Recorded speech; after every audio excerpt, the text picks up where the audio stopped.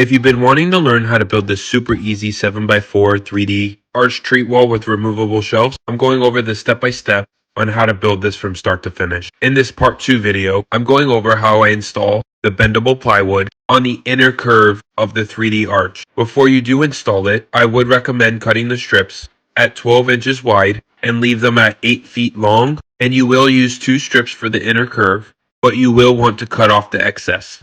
And if you do it the right way, towards the end of the build, you would never know that it was 2 strips. You will notice that I am using a brad nail gun along with wood glue, and I am using 1 1/4 inch brad nails to secure everything. I would recommend using as many brad nails as possible, and this is because you will use wood filler later in the process to fill in all the brad nail holes. When installing the strips, I would suggest working from the bottom of the leg upwards and double check to measure out so that you don't have any excess. The trickiest part of the build is to hold everything in place and make sure that the trim is flush with the front of the backdrop. I would say take your time and be precise to make sure everything aligns perfectly. Now, normally I do make my 3D arch backdrops hollow on the inside, but this customer specifically requested for the backs to be covered as they are using this for brand activation and needs to aesthetically be pleasing on both sides. I will let you know that it did provide extra support throughout and eliminated me from having to put supports throughout the back. But by doing this, it did double the weight of the entire backdrop. So if you are looking for a lighter solution, I would skip the part of putting the back